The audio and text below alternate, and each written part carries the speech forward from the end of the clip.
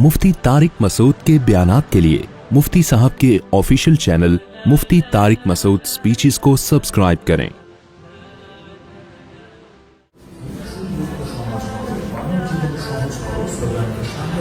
2023 সাল থেকে আমরা স্বল্প পরিসরে ঢাবি কর্জে হাসানা প্রজেক্ট শুরু করেছি। ইতোমধ্যে ধর্ম বর্ণ নির্বিশেষে শত শত শিক্ষার্থী আমাদের কর্জে হাসানা থেকে উপকৃত হয়েছে।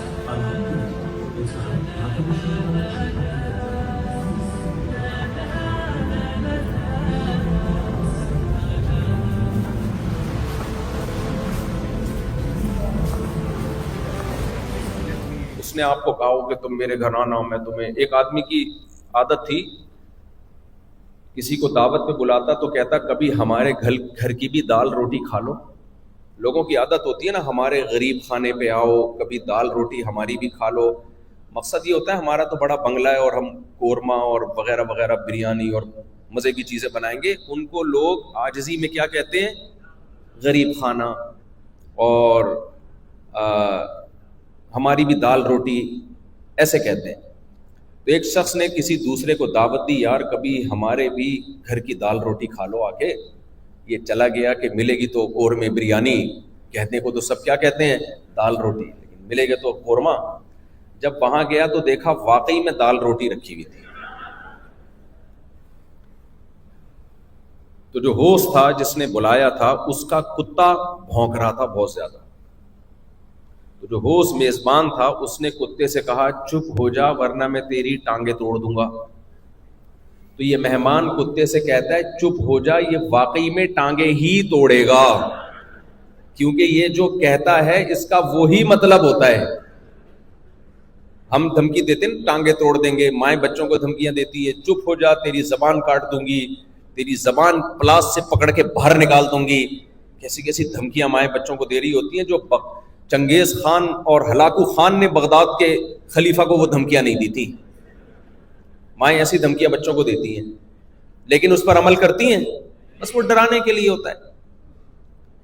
तो यहां भी वो समझे कि सिर्फ वैसे ही मजाक कर रहे दाल रोटी, और कुत्ते को कह रहे टांगे, तो कुत्ते को कहता है ये वाकई में तेरी टांगे तोड़ देगा। तो उनका जो खुदा से रिलेशन है ना गैर मुस्लिमों का, हम मुस्लिम हैं, हम में और गैर मुस्लिम में फर्क क्या है? गैर मुस्लिम का गॉड से, खुदा से, अल्लाह से, भगवान से जो रिलेशन है वो इंतहाई कमजोर होता है। हत्ता के आपस का रिलेशन भी इतना कमजोर नहीं होता जितना खुदा से रिलेशन कमजोर होता है। बस वो इतना ही रिलेशन है, ओ माय गॉड और दो चार चीजें। तो इसलिए अल्लाह कहते हैं कि वो वाला रिलेशन अल्लाह से कायम करो जो इस्लाम ने बताया है, तो मैं उस रिलेशन को रिलेशन मानूंगा। अदरवाइज ये रिलेशन के नाम पे मजाक है। आपका दोस्त है या आपकी शादी हो गई, बीवी की मिसाल देता हूं वो ज्यादा बेहतर है। आपने लड़ के शादी की, अपने अब्बा से को मनाया, फिर अपने ससुर साहब के पाँव में पड़ गए। मैं आपको मनाने का तरीका भी समझा रहा हूँ। आप ससुर साहब के पाँव में पड़ गए, आपने जाके और बहुत रिक्वेस्ट की, बड़ी जो है दुआएं मांगी, और बिल आखिर आपको बीवी मिल गई और आप कह रहे हो मैं तुम्हारे लिए आसमान से तारे तोड़ के लाऊंगा, मैं ये कर दूंगा, मैं यूं कर दूंगा। बहुत खुश हो गए आप उससे। अब वो कहती है बाहर जब जा रहे हो तो वापसी पे 6 अंडे लेते हुए आना। आप ना अंडे लेकर आ रहे हो, ना नान नफका दे रहे हो, ना उसका गैस का बिल दे रहे हो, ना बिजली का बिल दे रहे हो, और बस मोहब्बत की बातें सुबह शाम कर रहे हो आप। तो बीवी आपकी इस मोहब्बत के दावों को मानेगी? लेकिन जब कोई मसला होता है आप कहते हो ओह माई वाइफ, जैसे गैर मुस्लिम कहते हैं ओह माई गॉड। अब बेगम कह रही है तुम ना कोई मुझे खर्चा देते हो, ना मुझे कपड़े बना के देते हो, ना कहीं बाहर घुमाने फिराने अपने साथ लेके जाते हो, हम हनीमून भी मनाने नहीं गए, हमारे बच्चों के हनीमून का टाइम हो गया और हमने अब तक हनीमून नहीं बनाया। तो आप कहते हो देखो मेरा तुमसे रिलेशन ना होता तो बात बात पे मैं ओह माई वाइफ ना कहता। तो बीवी मान लेगी इस रिलेशन को? कोई भी नहीं मानता भाई। تو غیر مسلم جو اللہ کو مانتے ہیں ان کا اللہ سے اتنا ریلیشن بھی نہیں ہے جو دو بھائیوں کا آپس میں ہوتا ہے, باپ بیٹے کا آپس میں ہوتا ہے, آپ کے کسی ریلیٹو کا آپس میں ہوتا ہے. اس لیے اسلام اس ریلیشن کو ریلیشن نہیں مانتا. اسلام کہتا ہے وہ والا ریلیشن چاہیے جو اللہ بتاتا ہے پیغمبروں کے ذریعے. اس لیے پیغمبروں پر ایمان بھی ضروری ہے. اگر ہم پیغمبروں پر ایمان نہیں لاتے نا, محمد صلی اللہ علیہ وسلم پر, موسیٰ علیہ السلام پر, عیسیٰ علیہ السلام پر, پیغمبروں پر اگر ہم ایمان نہیں رکھتے تو اس کا مطلب ہم اللہ کو, خدا کو تو مانتے ہیں, لیکن خدا بندوں سے کیا چاہتا ہے, کن چیزوں کو خدا پسند کرتا ہے, کن چیزوں کو خدا پسند نہیں کرتا, وہ تو بھائی ہمیں پیغمبروں سے پتہ چلتا ہے. اگر پیغمبروں کو بیچ میں ہم نے نکال دیا تو پھر اللہ پر ایمان لانے کا کوئی فائدہ نہیں ہے, تو کوئی فائدہ ہی نہیں ہے. اس لیے اللہ پر ایمان میں دوسری چیز جو سب سے بڑی ہے وہ کیا ہے, پیغمبروں پر ایمان. کیونکہ پیغمبروں نے ہمیں اللہ کی کتابیں دی, پیغمبروں نے ہمیں اللہ کے احکامات دیے ہیں. اس لیے پیغمبر کے کو سچا ہونا بھی اللہ نے ثابت کیا ہے. اب پیغمبر پر ایمان بھی ضروری ہے نا. میں نے بتایا جو چیز ضروری ہوتی ہے وہ انتہائی آسان ہوتی ہے. کیا خیال ہے بھائی؟ آکسیجن ضروری, اس کا حصول انتہائی آسان. پانی اس کے بعد ضروری, اس کا حصول انتہائی آسان.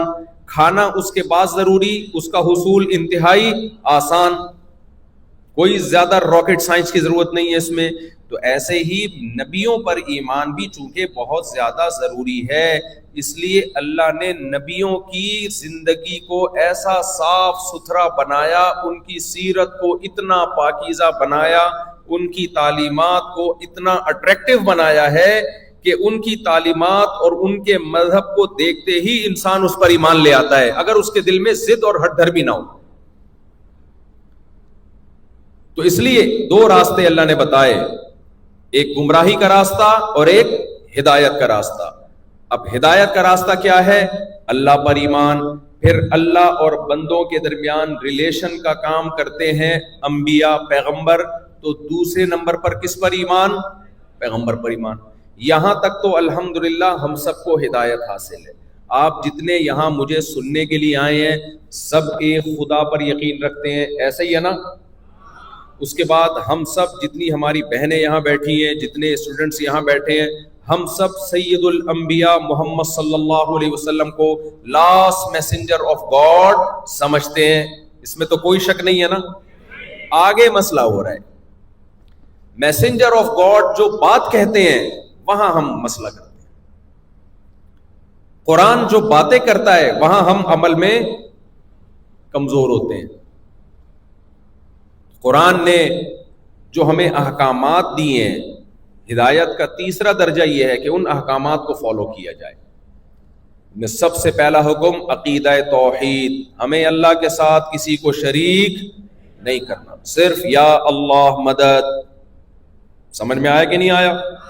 یا اللہ مدد کے علاوہ کوئی نعرہ ایکسیپٹیبل نہیں ہے, قابل قبول نہیں ہے. دوسرے نمبر پر اللہ نے اپنے ریلیشن کو مضبوط کرنے کے لیے نماز قائم کرنے کا حکم دیا. یہاں جتنے لوگ بیٹھے عزم کریں ہم پابندی سے 5 نمازیں فرض ادا کریں گے, کبھی بھی کسی صورت میں نماز کو اپنے وقت سے ضائع نہیں ہونے دیں گے. تیسرے نمبر پہ اللہ نے اپنے ریلیشن کے بعد سب سے جو زیادہ ریلیشن بتایا ہے وَهَدَيْنَاهُ النَّجْدَيْنِ. میں نے بتایا نا جو ایمان رکھتے ہیں اچھے اعمال وہی کرتے ہیں, جو اللہ پہ ایمان نہیں لاتے وہ اچھے اعمال نہیں, وہ چند چیزوں کو تو لے کر آ جائیں گے, چند تکلفات کو, اچھے عمل نہیں ہو سکتے ان سے. اگر اچھے عمل ہوتے تو نماز پڑھتے, عقیدہ توحید کے قائل ہوتے. تیسرے نمبر پہ اللہ نے حکم دیا, دیکھو اسلام 2 قسم کے ریلیشن کا نام ہے. مجھے ایک بات بتاؤ, آپ تو ماشاءاللہ یونیورسٹی میں پڑھتے ہیں, آپ نے کچھ مخلوقات ایسی دیکھی ہوں گی جن کی لائف انڈیویجول گزرتی ہے. ایسے مخلوق دیکھی ہے نا آپ نے, وہ خاندان اور پریوار کی شکل میں نہیں رہتے, دیکھے ہیں نا ایسے. مثال کے طور پر گدھا,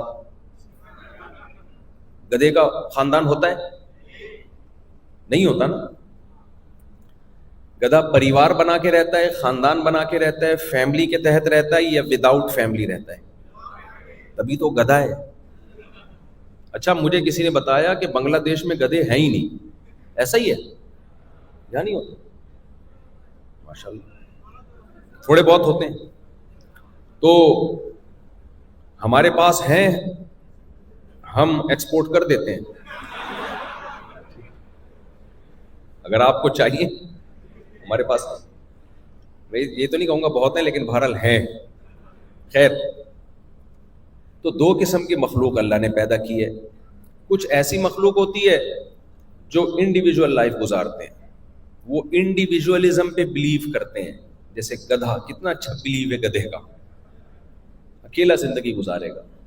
اس کا گدھی کے ساتھ بس ایک فزیکل ریلیشن ہوتا ہے, اور کوئی فیملی, پریوار, خاندان, باپ دادا, چاچا, نانا, پھپھو, خالہ, بھتیجا, بھانجا, ایسا کوئی سسٹم کم از کم میری نالج میں گدھے گھوڑوں کا بولو نہیں ہے. لیکن کچھ جانور ہم دیکھتے ہیں, جانوروں میں ہی وہ فیملی کی صورت میں رہتے ہیں, وہ ایک جوائنٹ کمیونٹی کی صورت میں رہتے ہیں. چیونٹیوں کو دیکھ لیں آپ, کبوتر کو دیکھ لیں آپ, پیر بنا کے رہتے ہیں وہ. تو کون سی لائف زیادہ بہتر ہے دیکھنے میں, اٹریکٹ کون سی لائف زیادہ کرتی ہے؟ Family life. اس لیے اسلام نے انسانوں کے لیے جس لائف کی سلیکشن کی وہ گدھے گھوڑوں والی لائف نہیں, اسلام نے انسانوں کے لیے جس لائف کو سلیکٹ کیا وہ فیملی والی لائف ہے. اب یہ بات ہم لے کے پوری دنیا میں گھوم رہے ہیں, پوری دنیا کو سمجھا رہے ہیں, لیکن لوگ کہتے ہیں سائنس میں تو ایسا کچھ بھی نہیں لکھا ہوا,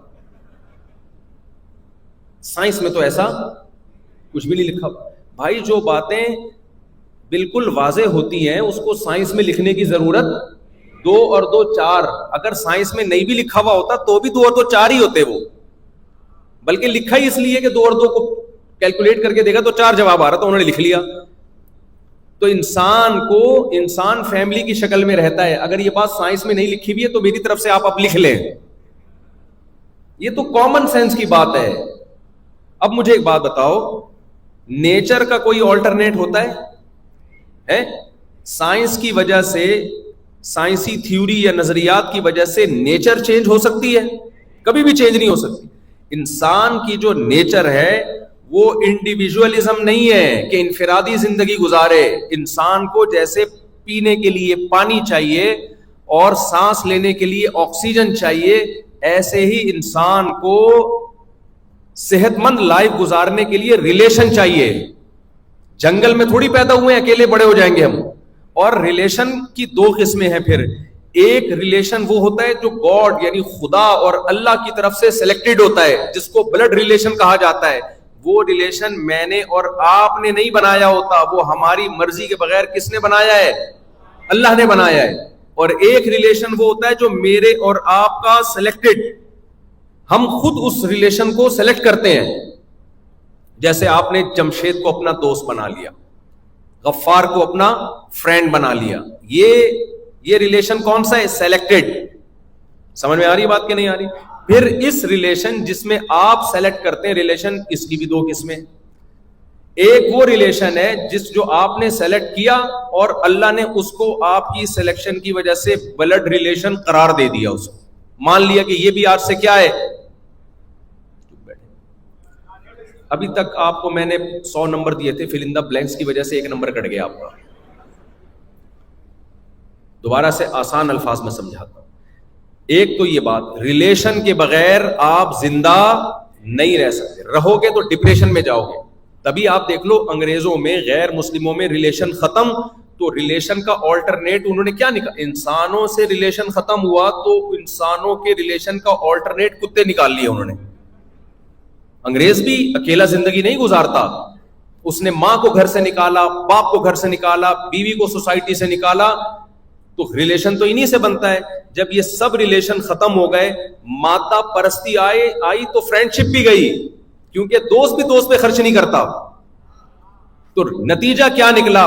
کیا وداؤٹ ریلیشن زندگی گزارنا شروع کی انہوں نے؟ نہ, مجبوراً ان کو کتوں کا سہارا لینا پڑا.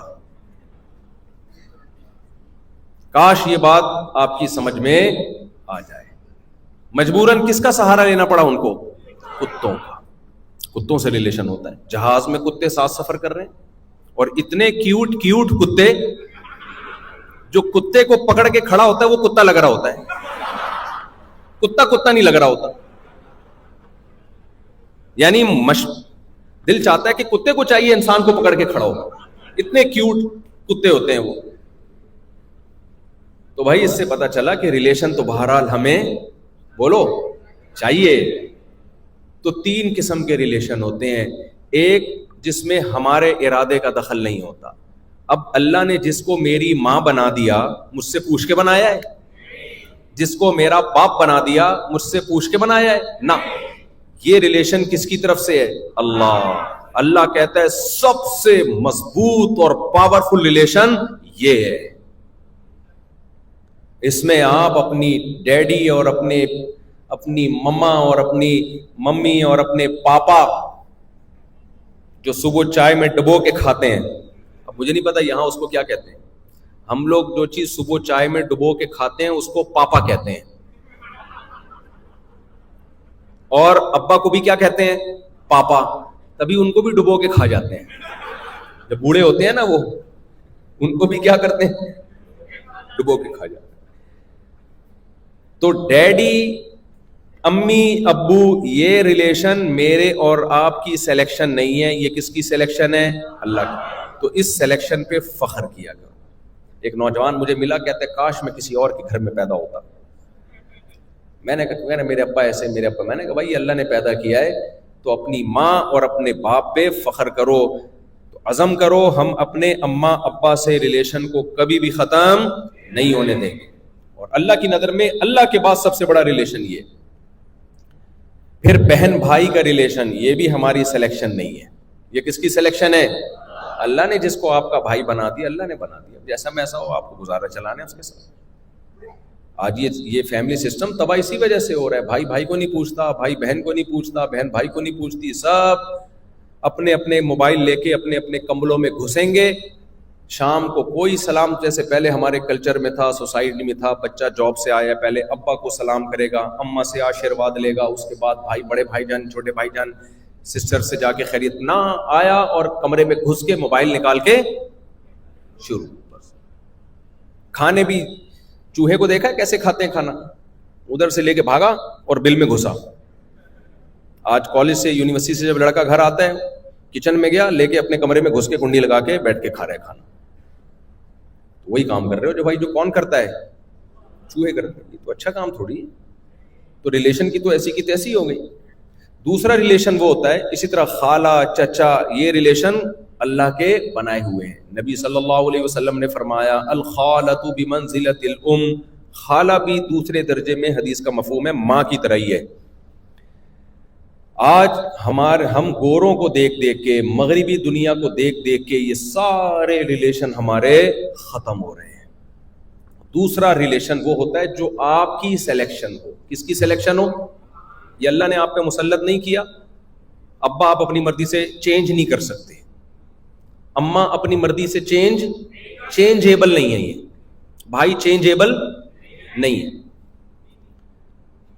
یہ کہہ رہے ہیں بیوی دل بہت فاسٹ ہے, ان کی اسپیڈ بہت تیز ہے بھائی. تو دوسرا ریلیشن وہ ہوتا ہے جو ہماری سلیکشن ہو. کس کی سلیکشن ہو؟ پھر اس کی بھی 2 قسمیں. اللہ کہتے ہیں چاہو تو بلڈ ریلیشن بنا لو, چاہو تو ویسے ہی دوستی رکھ لو. دوستی رکھنے کی آپ کو عورت سے اجازت نہیں, اس کو صرف بیوی بنا سکتے ہو, اس کے علاوہ کچھ بھی نہیں بنا سکتے بس. تو دوست سے ریلیشن, پڑوسی سے ریلیشن. آپ نے کسی کے پڑوس میں گھر لے لیا تو وہ آپ کا پڑوسی بن گیا, اس سے بھی آپ کا ریلیشن قائم ہو گیا کہ نہیں ہو گیا. آفس میں آپ کا کوئی کولیگ ہے, اس سے بھی ایک ریلیشن ہے. آپ جہاز میں, ٹرین میں, بس میں سفر کر رہے ہیں, آپ کے ساتھ کوئی بیٹھا ہوا ہے, اس سے بھی آپ کا ریلیشن. اللہ نے فرمایا والجار ذی القربى والجار الجنوب والصاحب بالجنب وابن السبیل, کسی سے کسی بھی قسم کا تمہارا ریلیشن ہو تو اس سے تم نے اچھا سلوک کرنا ہے، چاہے تھوڑی دیر کا ریلیشن ہو. قرآن میں ایک ایک کا اللہ نے تذکرہ کیا ہے. اور ایک ریلیشن وہ ہوتا ہے، اچھا یہ آپ کے بلڈ ریلیشن نہیں بن جاتے کہ جہاز میں آپ کے ساتھ کوئی غفار بھائی آ کے بیٹھے، اچھی گپ شپ ہو رہی ہے اور سنائیں سب سیٹ چل رہا ہے، آپ وہاں جا رہے ہیں تو میں وہاں جا رہا ہوں، میں بھی وہاں جا رہا ہوں وغیرہ وغیرہ. یہ نہیں ہوگا کہ اب وراثت اس کو ملے گی آپ کی کیونکہ آپ کی بہت اچھی دوستی تھی اس سے، نہ، وراثت صرف بلڈ ریلیشن میں جاتی ہے. تیسری ریلیشن کی وہ قسم ہے کہ آپ نے نکاح کر کے ایک صاحب کو اپنا فادر ان لا بنا لیا، اس کی بیٹی کو اپنی وائف بنا لیا. یہ بھی بلڈ ریلیشن ہے نہیں، لیکن اللہ نے اس کو بلڈ ریلیشن ہی قرار دے دیا. تبھی اپنی وائف کی ماں سے، مدر سے قیامت تک آپ نکاح نہیں کر سکتے. اگر ان کی بیٹی آپ کی وائف نہ بنتی تو آپ نکاح کر سکتے تھے، کیا خیال ہے؟ لیکن ان کی بیٹی آپ کی وائف بن گئی، اب علیحدگی بھی ہوگی، آپ اس کی ماں سے کبھی بھی نکاح نہیں کر سکتے. تو اللہ نے اس کی اماں کو آپ کی اماں جیسا بنا دیا. کیا خیال ہے بھائی؟ یہ کس نے حکم دیا ہمیں؟ اللہ نے. یہ والا ریلیشن بھی قرآن میں ذکر ہے. خلق من الماء بشرا فجعلہ نسبا وصہرا. اللہ کہتے ہیں میں نے انسان کو ایک پانی سے بنایا اور اسے ددیال ننیال والا خاندان اور سسرال والا خاندان میں نے دے دیا. سسرال کو آج کل میں پیار سے سسرائیل کہتا ہوں. سسرال سمجھتے ہو نا، ان لاز. تو سسرال کو آج کل میں کیا کہتا ہوں؟ سسرائیل، کیونکہ سسرالیوں میں تھوڑا سا اسرائیلیوں کا ٹچ،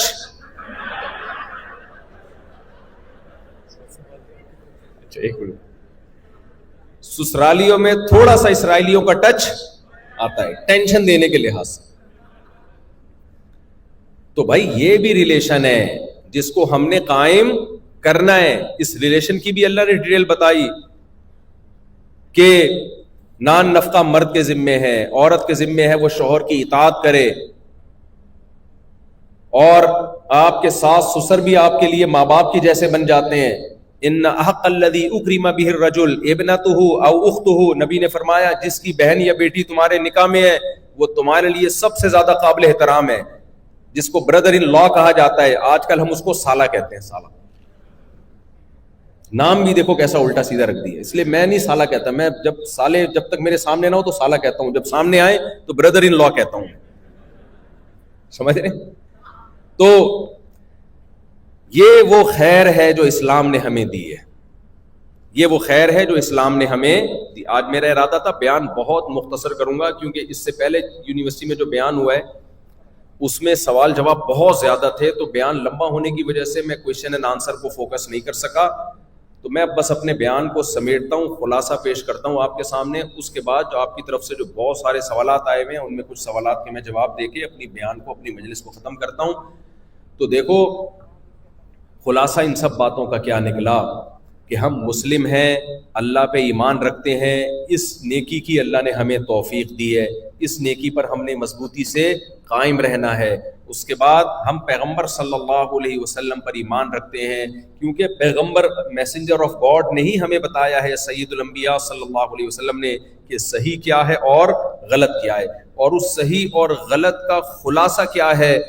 اللہ سے بھی مضبوط ریلیشن قائم کیا جائے اور اللہ کی مخلوق سے بھی مضبوط ریلیشن قائم کیا جائے.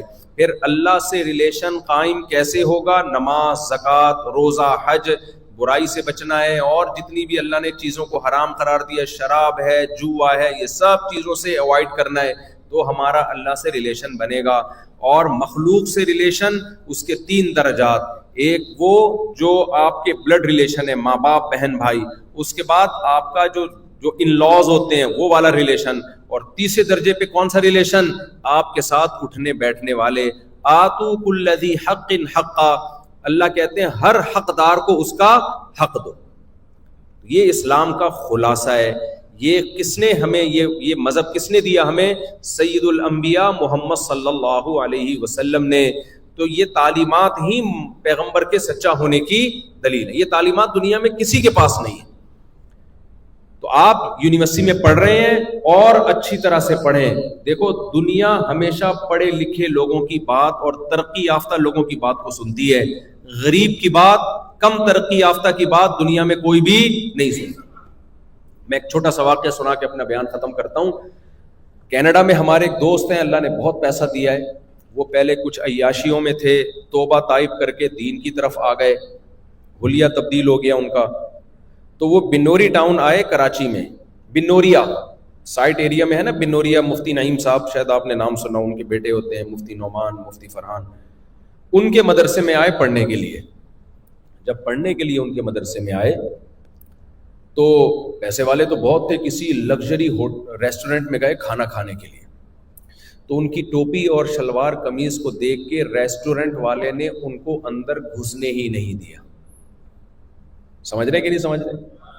اور بہانہ کر دیا کہ نہیں یہ کھانا. اس نے کہا کیوں نہیں ہے, ریسٹورنٹ ہے اور یہاں کیا کھانا نہیں بکتا تو کیا بکتا ہے یہاں پہ. تو بعد میں ان کو آ کے کسی نے بتایا کہ آپ کا اسٹیٹس یہ نہیں ہے کہ آپ اس مہنگے ہوٹل میں بیٹھ کے کھانا کھائیں, کیونکہ آپ تو مولانا ٹائپ کے آدمی لگ رہے ہیں. تو پھر کہتے ہیں میں نے سب سے پہلے انگلش بولنا شروع کی, ٹش فش. پھر کہتے ہیں میں نے اپنا بینک کا کارڈ دکھایا, وہ کارڈ بھی ہر ایک کے پاس نہیں ہوتا. پھر کہتے ہیں میں نے اپنا پاسپورٹ دکھایا کینیڈین. اس کے بعد مینیجر صاحب آئے ہیں ملاقات کے سلسلے میں. سمجھ رہے کہ نہیں سمجھ رہے؟ میں نہیں کہہ رہا کہ آپ کینیڈین پاسپورٹ رکھیں, آپ بنگلہ دیش کا پاسپورٹ ہی رکھیں, مسلمانوں کا کنٹری ہے. یہاں مجھے اسلام کی بہاریں بہت ماشاءاللہ بہت زیادہ نظر آ رہی ہیں. تو لیکن جب آپ کا اسٹیٹس اونچا ہوگا تو دنیا آپ کی بات سنے گی. اور اسٹیٹس آپ کا اونچا یا تو ایجوکیشن سے ہوتا ہے یا روکھڑے سے ہوتا ہے. روکھڑا سمجھتے ہیں, ٹکا. اس لیے تجارت کو اور ایجوکیشن کو فوکس کریں. چند لوگوں کے لیے عالم بننا ضروری ہے. قرآن نے حکم دیا ہے کہ کچھ لوگ عالم بنے. وہ الحمدللہ یہاں مدرسے بہت آباد ہیں. میں نے مدرسہ دیکھا 10,000 طلبہ, تو وہ اپنی زندگیاں انہوں نے وقف کر دی دین کے علم کے لیے. آپ یونیورسٹی میں پڑھ رہے ہیں تو آپ اسلام کا حکم سمجھ کے اس ایجوکیشن کو فوکس کریں کہ ہم نے تعلیم میں آگے نہیں بلکہ بہت آگے جانا ہے. سمجھتے ہو کہ نہیں سمجھتے؟ اسلام کو عزت دلانے کے لیے ضروری ہے کہ مسلمان کی عزت ہو, اور مسلمان کی عزت کے لیے ضروری ہے کہ بزنس مسلم کے پاس ہو, اچھا بزنس ہو. دوسروں سے چھیننا کچھ نہیں ہے, خود آگے بڑھنا ہے. یہ نہیں ہے کہ آپ کے قریب میں ستار کی دودھ کی دکان ہے تو اس کو بند کروا کے اپنی دکان کھول لی. کہ مفتی صاحب نے کہا تھا بزنس میں ترقی کرنی ہے, اس کو بھی کرنے دو بھائی. نہ کسی غیر مسلم سے بزنس چھیننا ہے نہ کسی مسلم سے. سب انسانوں کے بنیادی حقوق میں برابر ہیں. آپ نے آگے جانا ہے تو ایجوکیشن میں بھی آگے جانا ہے. مسلمان بہت پیچھے تعلیم میں, اس وجہ سے مار کھا رہا ہے. اور مذہب کو بھی نہیں چھوڑنا آپ نے. ہمارے بعض طلبہ تعلیم میں آگے جاتے ہیں تو ایجوکیشن وہاں سے لے رہے ہیں, نظریات بھی انہی کے لینا شروع کر دیتے ہیں. بھائی نہیں, تہذیب اسلام کی ہوگی, تعلیم جہاں سے ملے لے لو. سمجھتے ہو کہ نہیں سمجھتے؟ تو اللہ تعالی ہم سب کو ان سب باتوں پہ عمل کی توفیق عطا فرمائے. ایک بار پھر آپ لوگوں کا شکریہ, آپ نے مجھے بنگلہ دیش میں بلایا, اپنی یونیورسٹی میں بیان کرنے دیا. یونیورسٹی کی جو انتظامیہ ہے, مینجمنٹ ہے, اس کا بہت شکر گزار ہوں. آپ لوگوں کا بھی اتنی دیر آپ نے بیٹھ کے بات سنی, حالانکہ بیچ میں 4 شادیوں کی بات بھی نہیں آئی, پھر بھی آپ نے سن لی اتنی دیر میں. جو کویشچن اینڈ آنسر ہے وہ ذرا دے دیں. میرے موبائل میں بھیج دیے سوال. اچھا بھائی, آپ اگر پڑھتے چلے جائیں.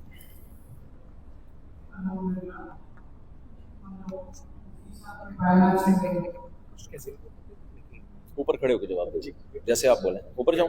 ٹھیک ہے جی.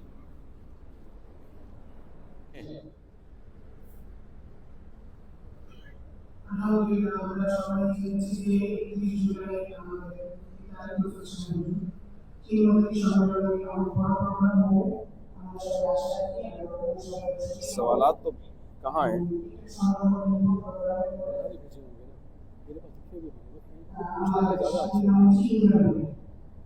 اچھا آپ نے بھیجے ہیں. ہاں صحیح سوال آ گئے میرے پاس, میں پڑھ لوں, یہیں سے پڑھ لوں. ہم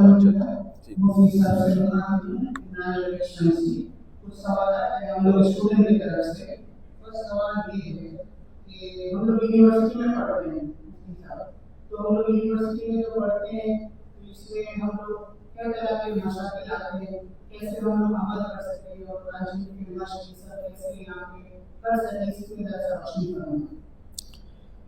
بھائی یونیورسٹی میں پڑھتے ہو تو وہ پڑھتی بھی تو اسی یونیورسٹی میں ہے نا. یہ کہہ رہے ہیں میں یونیورسٹی میں پڑھتا ہوں اور میرے تو ابھی وسائل نہیں ہیں تو میں کیسے شادی کر سکتا ہوں, تو جس سے کرنی ہے وہ بھی تو اسی یونیورسٹی میں پڑھتی ہے. تو ویسے جب ڈیٹس لگ رہی ہیں, ملاقاتیں ہو رہی ہیں, تو بہتر نہیں ہے نکاح کے رشتے میں اس کو تبدیل کر لو؟ کیا خیال ہے وہ؟ اتنا آسان. باقی بات یہ کہ جب باہر ملکوں میں ہم دیکھتے ہیں نا, یورپ میں, امریکہ میں, لڑکے پڑھنے کے لیے جاتے ہیں, پاکستان سے بھی, انڈیا سے بھی, افغانستان سے بھی, بنگلہ دیش سے بھی, تو وہ دن میں پڑھائی کر رہے ہوتے ہیں, رات کو جاب کر رہے ہوتے ہیں. سمجھتے ہیں؟ تو جب سر پہ پڑتی ہے نا, سب راہیں نکل آتی ہیں. تو اگر آپ کے دل میں نکاح کی اہمیت ہوگی, برائی سے بچنے کی اہمیت ہوگی, تو آپ دن میں پڑھیں گے اور شام کو کوئی بزنس کریں گے آپ. اور اللہ نے قرآن میں کہا ہے کہ میں نے, حدیث میں آتا ہے کہ 3 آدمیوں کی مدد اللہ نے اپنے ذمے لازم لے لی ہے. ان 3 میں ایک وہ ہے جو نکاح کرنا چاہتا ہے, شادی کرنا چاہتا ہے تاکہ اپنے آپ کو برائی سے بچائے. تو جب آپ نکاح کی نیت سے روزگار تلاش کریں گے, سائڈ بزنس کریں گے, تو انشاءاللہ اللہ کی مدد ہوگی. اور اگر بیٹھے بیٹھے باتیں کرتے رہیں گے تو میرے علم میں ایسے 40 45 سال 50 سال کے لوگ ہیں جو اب تک باتیں کر رہے ہیں.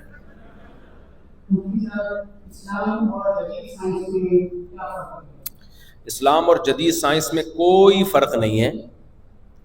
اسلام سائنس کے اگینسٹ نہیں ہے, یہ پہلی بات دماغ میں بٹھائیں.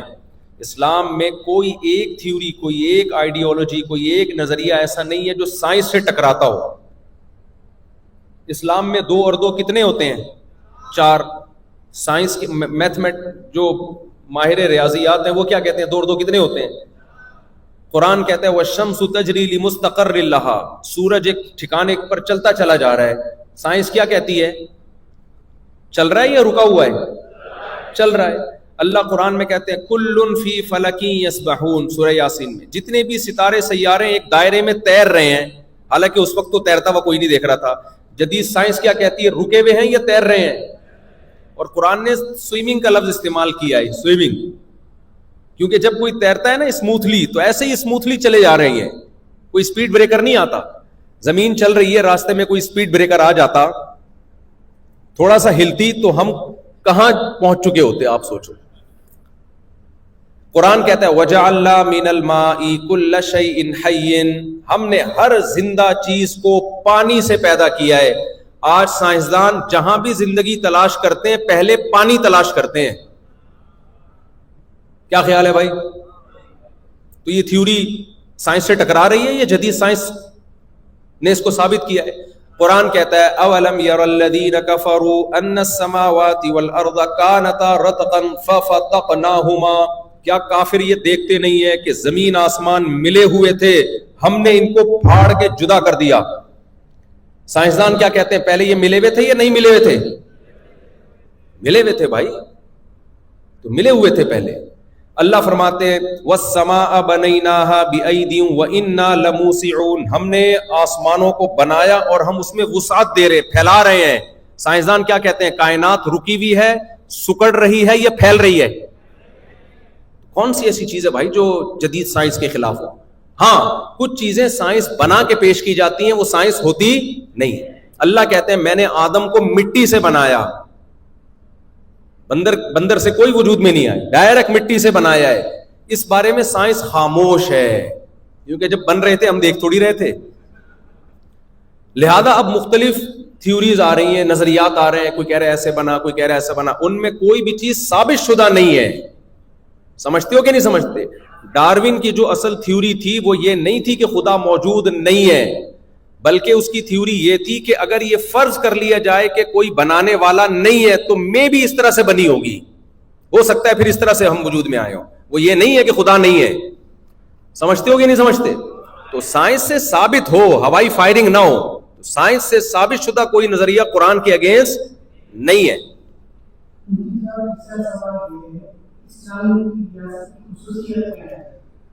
دیکھو اسلامی ریاست کی خصوصیات یہ ہیں, کرپشن کا خاتمہ کرے وہ, جیسے سیدنا حضرت عمر رضی اللہ تعالیٰ عنہ کا دور حکومت تھا کہ اپنی پیٹھ پہ راشن لاد کے چلا کرتے تھے کہ کوئی بھوکا نہ سوئے.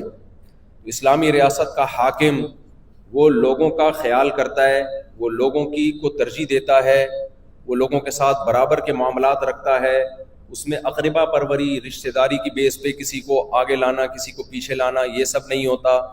وہ اس بات کا خیال کرتا ہے کہ توحید کا نظام نافذ ہو, تمام لوگوں کو اپنے مذہب کی آزادی ہو. اسلامی مملکت میں کبھی کسی غیر مسلم کو زبردستی نہ مسلمان بنایا جاتا ہے نہ اس کی عبادت گاہوں کو توڑا جاتا ہے. دیکھو ہندوستان میں 1000 سال مسلمانوں نے حکومت کی ہے کہ نہیں کی ہے, جس میں بنگلہ دیش بھی تھا, جس میں پاکستان بھی تھا, جس میں برما بھی تھا, اور انڈیا تو تھا ہی. تو آج بھی ہمیں ہندوؤں کے مندر ہندوستان میں نظر آتے ہیں, 1000 سال پرانے, 500 سال پرانے ہیں کہ نہیں. تو مسلم حکمرانوں نے, اسلامی حکومتوں نے کبھی ان کو نہیں چھیڑا, نہ چرچوں کو توڑا ہے. تو ہر شخص کو مذہبی آزادی, یہ بھی اسلامی حکومت کا ایک خاصہ ہے. لیکن اسلام سپیریئر ہوگا اس حکومت میں, اسلام کیا ہوگا؟ سپیریئر ہوگا. اس کی تو امن قائم ہوگا. بہت ساری بیسک خصوصیات ہیں جو کسی بھی اسلامی حکومت میں ہونا ضروری. عقیدہ توحید ہوگا, مسلمانوں کو مزاروں پہ جانے کی اجازت نہیں ہوگی اسلامی حکومت میں.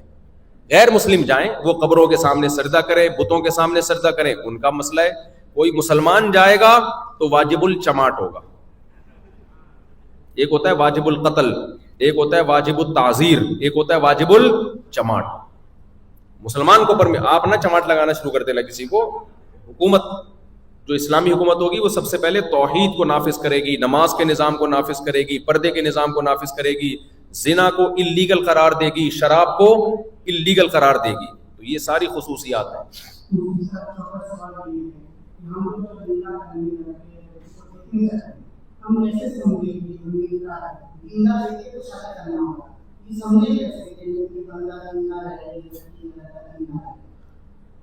یعنی جس سے نکاح کرنا ہے اس کو پہلے سے کیسے سمجھیں کہ وہ دیندار ہے, تو معلومات لیں اس کے بارے میں, اس کی اماں سے ملیں, اس کے ابا سے ملیں, اس کے بھائیوں سے ملیں.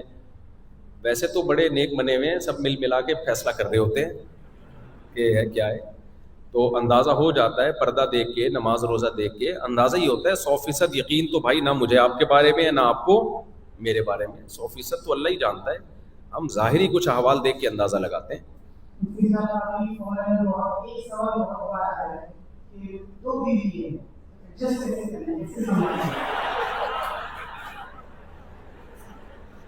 دو بیوی ہے, ایڈجسٹ کیسے کریں؟ دو بیویوں کو آدمی ایڈجسٹ کر ہی نہیں سکتا, دونوں بیویاں مل کے اس کو ایڈجسٹ کرتی ہیں. آپ کا کام ہے تیسری تلاش کریں بس. جی ہاں,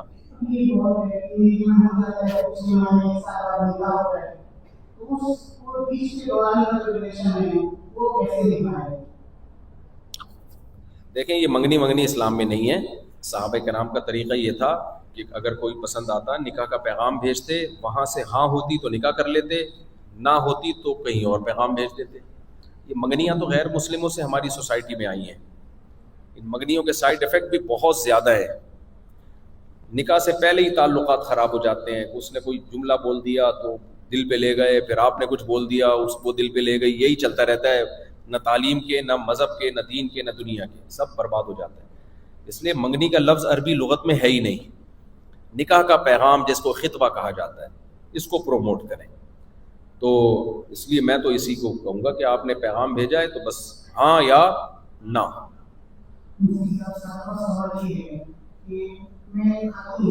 آپ خاتون ہیں؟ اچھا اچھا, مذاق کر رہے ہو. جی جی جی جی مسلمہ خاتون کے لیے وہ کیا علم حاصل کرنے کون سا ایسا ہے وہ ہے؟ دیکھیں کچھ شعبے تو ایسے ہیں جس میں خواتین کو ایجوکیشن، جیسے میڈیکل سائنس ہے، اس میں تو خواتین ڈاکٹرز کی بہت زیادہ ضرورت ہے.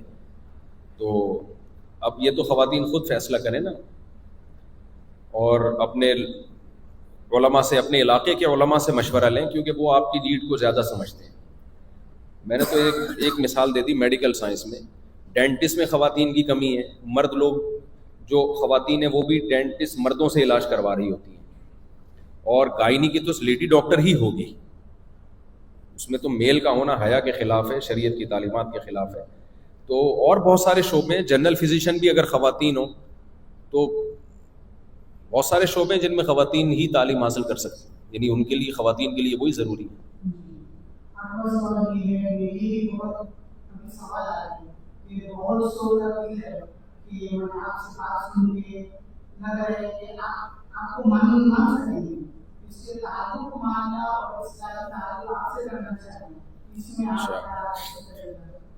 دیکھو میں نے ابھی بیعت کا سلسلہ شروع نہیں کیا ہے، جب شروع کروں گا تو پھر اناؤنسمنٹ ہو جائے گی. پھر بنگلہ دیش سے آپ یا تو پاکستان آ جائیے گا یا میں پاکستان سے بنگلہ دیش آ جاؤں گا، بیٹھیں گے مل جل کے. لیکن پھر جو جس کو پیر و مرشد بنایا جاتا ہے نا، وہ جس کو واجب الچماٹ سمجھتا ہے اس کو چماٹ بھی لگا دیتا ہے. سمجھ رہے ہیں؟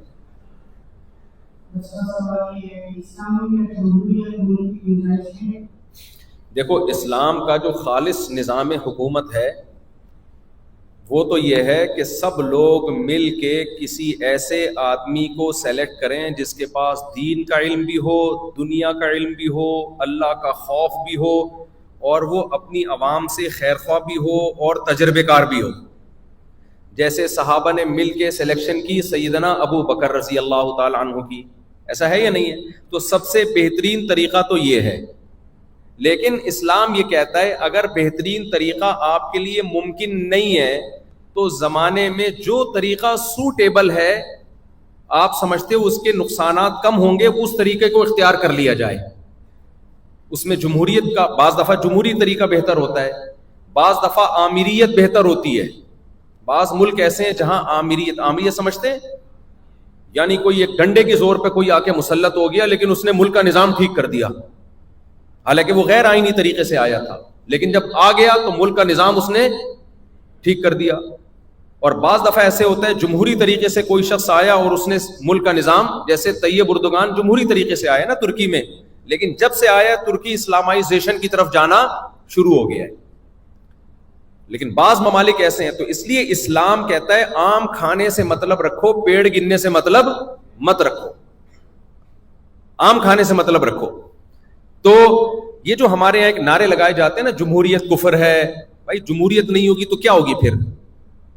کہتے ہیں خلافت، تو خلیفہ ہوگا کون؟ اس کو لائیں گے کہاں سے؟ وہ مسلط کیسے کریں گے؟ جنگ ہوگی، لڑائی ہوگی، خون خرابہ ہوگا، پتہ چلا وہ خلیفہ آنے کے بجائے آپ کا ملک آپ کے ہاتھ سے ہی نکل گیا. تو اس لیے ہاں پرامن احتجاج ایک الگ چیز ہے. میں مسلح لڑائی کی بات کر رہا ہوں، اسلحے کے زور سے لڑنے میں خون خرابہ ہوتا ہے. مسلح جو عوام کا احتجاج ہوتا ہے وہ تو ضروری ہے. جب آپ سمجھتے ہو کوئی غلط حاکم ہے تو عوامی احتجاج سے، جیسے آپ لوگوں نے حکومت تبدیل کی نا ابھی ماضی میں، خاندانی احتجاج کیا ہو پورا، تبھی تو میں آیا ہوں. یہ تو آپ لوگوں نے ایک کام کیا، ایک اچھا ایک انقلاب آیا بنگلہ دیش میں تو علماء کے ویزے کھلے، ورنہ علماء کو تو ویزے میں، ہم تو ترس گئے تھے بنگلہ دیش جانے کے لیے. تو کوئی ایک مخصوص طریقہ اسلام میں نہیں ہے. جو گراؤنڈ ریئلٹی سے جو طریقہ میچ کر رہا ہو، سوٹیبل ہو، اسباب کی دنیا میں ہوائی باتیں نہ ہو کہ مجھے خواب آیا ہے، میرے خون سے انقلاب آ رہا ہے. ابے خواب کسی کو 4 شادیوں کے، میں نے بہت لوگوں کو دیکھے خواب آئے ہیں. خواب نہیں آیا، یہ مجھے حضرت جی نے بشارت دی ہے کہ تم یہ کرو تو یوں ہو جائے گا. نا نا نا نا. تو جو سوٹیبل طریقہ ہو، آپ سمجھتے ہو کہ یہ افیکٹ کرے گا سوسائٹی پہ، تو اس میں جو سوٹیبل طریقہ ہو وہ طریقہ اسلام کہتے ہیں اختیار کرو. تو نہ جمہوریت کفر ہے، نہ آمیریت کفر ہے. بعض ملکوں میں جمہوریت کے فائدے ہیں، بعض ملکوں میں آمیریت کے فائدے ہیں. تو اب آپ کے ملک میں آپ بہتر جانو، یہاں کے علماء. نارملی تو جمہوریت ہی بہتر ہے اس زمانے میں، کیونکہ وہ خلیفے گئے مارکیٹ سے، شارٹ ہو گئے. اب آپ سمجھتے ہو خلافت آئے گی تو خلافت آنے سے کوئی ڈکٹیٹر مسلط ہو کے آپ کو پتہ نہیں کس کی بھینٹ چڑھا دے. جمہوریت میں کم از کم یہ ہوتا ہے غلط کام کرنے سے پہلے بھی پوچھتا ہے وہ, اور لوگوں کے سامنے جواب دہ ہوتا ہے. آپ اس کے خلاف احتجاج کر سکتے ہو, سڑکوں پہ آ سکتے ہو, اسمبلی میں اس کے خلاف آواز اٹھا سکتے ہو. تو آمریت میں یہ سب کچھ نہیں ہوتا. چلیں جی.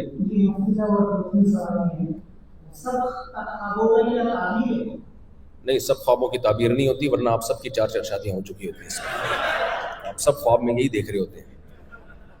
حدیث میں آتا ہے, صحیح بخاری مسلم کی حدیث ہے, خواب نبوت کا 46واں حصہ ہے. اگر ایک خواب کے 46 حصوں میں خواب کو ڈیوائڈ کر دیا جائے 46 پارٹس میں, تو ایک پارٹ جو ہے نا اس میں یہ ہے کہ وہ وحی ہے, یعنی اس میں 2.5% سے کم سچا ہونے کا امکان ہے خواب میں.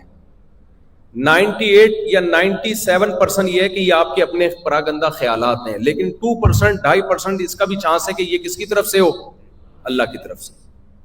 تو اس لیے اگر کوئی واقعی وہ عجیب و غریب خواب آیا ہے, آپ کو لگتا ہے کہ یہ سچا خواب ہے, تو کسی سے تعبیر پوچھ لیں. ادروائز اگر ڈرانا خواب آ رہا ہے تو رات کو کھانا جلدی کھائیں اور ہاضمے کی گولی کھائیں, کیونکہ جب پیٹ بھرا ہوا ہوتا ہے تو ڈرانے خواب آتے ہیں, اور جب اچھی نیند آتی ہے تو اچھے اچھے خواب آتے ہیں. کنواروں کو سب کو اچھے خواب آتے ہیں, شادی شداؤں کو ڈرانے خواب آتے ہیں, جو میری تحقیق ہے. جتنے کنوارے ہیں سہانے خواب آتے ہیں. دیکھو کنوارے کی جو کمرہ ہے نا اور شادی شدہ کے کمرے میں کیا فرق ہوتا ہے. جب آپ کنوارے تھے تو آپ کے کمرے میں فلمی ہیروئنس کی تصویریں ہوتی ہیں, خوبصورت میگزین پڑے ہوئے ہوتے ہیں, مختلف قسم کے پرفیومز آپ کو نظر آ رہے ہوتے ہیں, اور یہ سامنے والی وال کی ریڈ کلر کی وال, یہ والی وال وائٹ کلر کی, یہ بلیو کلر کی. کمرہ بھی بڑا رنگین سا ہوتا ہے آپ کا. جب آپ کی شادی ہو جاتی ہے تو تھوڑے دنوں میں پرفیوم کے بجائے آپ کے پاس آتا ہے بنفشہ شہتوت. سمجھ رہے ہو؟ آپ کو نہیں پتا بنفشہ شہتوت گلے کو ٹھیک کرتا ہے, وہ گلے کے لیے. معجون استو خدوس, یہ پرانا نزلہ نکالتی ہے. یہ کیا نکالتی ہے؟ پرانا نزلہ. اور جو میگزین ہوتے ہیں ان کی جگہ کتاب ہوتی ہے موت کا منظر. تو شادی شدہ کو ڈرانے خواب آتے ہیں اور کنوارے کو اچھے خواب آتے ہیں. اس لیے خوابوں کو زیادہ لفٹ نہ کرایا کریں آپ.